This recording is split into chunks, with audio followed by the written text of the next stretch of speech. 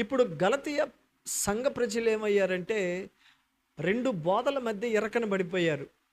ఒకటి ధర్మశాస్త్ర సంబంధమైన బోధ, 2 పౌలు చెప్తున్న అపోస్తుల బోధ, విశ్వాస సంబంధమైన బోధ. ఇప్పుడు ఈ రెండిటి మధ్యలో వాళ్ళు ఇరకన పడ్డారు. వచ్చిన వాళ్ళు ఏమంటున్నారంటే ధర్మశాస్త్రమును మీరు గట్టిగా పట్టుకోవాలన్నాడు. పౌలు ఏమన్నాడనంటే ధర్మశాస్త్రం వలన మీకు ఆత్మ అనుగ్రహించబడ్డ, మీరు పరిశుద్ధాత్మను పొందింది ఎట్టానంటే విశ్వాసం వల్లనే మీరు పరిశుద్ధాత్మను పొందారు. గట్టిగా చెప్పండి ఆమేన్. దేనివల్ల పొందారంట? విశ్వాసము ద్వారా. వినుట వల్ల కలిగిన విశ్వాసము ద్వారా మీరు ఎవరిని పొందారు నానా? పరిశుద్ధాత్మని పొందారని చెప్పాడు. నా బిడ్డలారు తేటగా వినండి, చెప్తున్నాను. 24వ వచనం చూడండి, 3వ అధ్యాయం 24వ వచనం.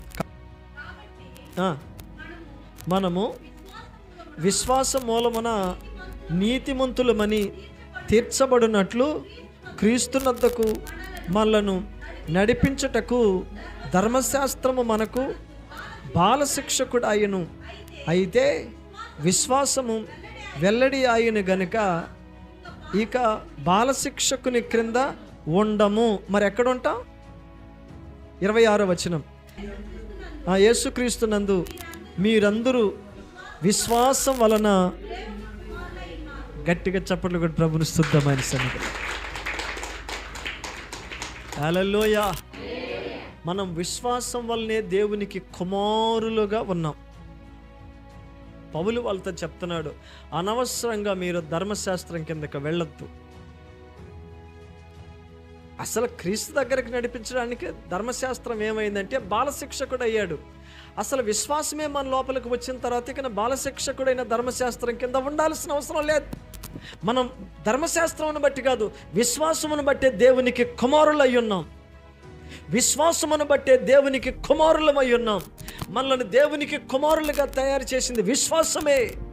అది వినుట వల్ల కలిగిన విశ్వాసం, క్రీస్తుని గురించిన మాట వలన వినుట వల్ల కలిగిన విశ్వాసం.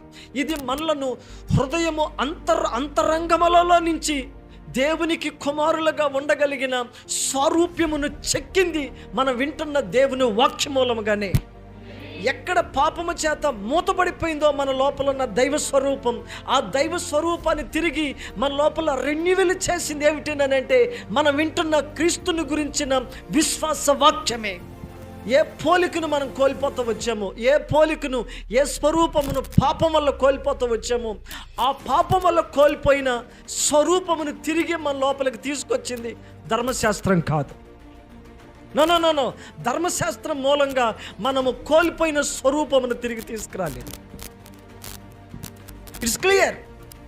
ధర్మశాస్త్రం మూలంగా మన లోపల మనం కోల్పోయిన స్వరూపమును తిరిగి తీసుకురాబడలేదు. క్రీస్తుని గురించిన మాట మనం వినుట వలన మన లోపల వచ్చింది ఏమిటి? విశ్వాసం. హలో, విశ్వాసం. విశ్వాసం మన లోపలికి రాగానే మనం ఏమయ్యాం? ఇప్పుడు దేవునికి పెద్దగా దేవునికి ప్రైజ్ గాడ్, ఏమైనా హల్లెలూయా. మనలో దేవుని స్వరూపం ఏర్పడాలి అని అంటే వీటికి దూరంగా ఉండమని చెప్పాడు ఆయన. అదే అక్కడ తీతు పత్రికలో మనం చూస్తున్నాం. అక్కడ చూడండి 9వ వచనాన్ని. అవివేక తర్కాలకి, వంశావళులకు, అవివేక తర్కాలకు, మనకు అర్థం కాని వంశావళుల గురించి కూడా వాదనలు, కలహాలకు, ధర్మశాస్త్రమును గురించిన వివాదాలకు ఏమయ్యంటే ఇవన్నీ నిష్ప్రయోజనము, వ్యర్థము. నిష్ప్రయోజనమైనవి, వ్యర్థమైన వాటికి ఏమన్నాడు దేవుడు? మనల్ని దూరంగా ఉండండి.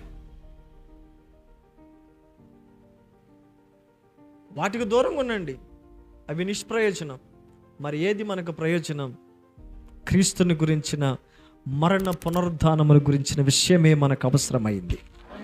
అదే మనకు ప్రయోజనం. అపోస్తులలో మిక్కిలి స్వార్థికుడిగా పనిచేసిన అపోస్తుడైన పౌలు జీవించినంత కాలం పౌలు చెప్పినటువంటి ఒకే ఒక్క వార్త, క్రీస్తు మరణ పునరుద్ధానాల గురించిన వార్తే ప్రకటించాడు. ఆయన అతి తీక్షణంగా మాట్లాడిన దాని గురించి, ధర్మశాస్త్రాన్ని గురించి కన్నా క్రీస్తు మరణం, ఆయన పునరుద్ధానం మనలో ఎలాంటి జీవానికి తీసుకొస్తుందో, మనం కోల్పోయిన స్వరూప్యాన్ని అది మరలా నుంచి ఎలాగ పునర్జీవాన్ని కలిగిస్తుందో అది ఎరిగాడు. కాబట్టి ఏమన్నాడు తెలుసా?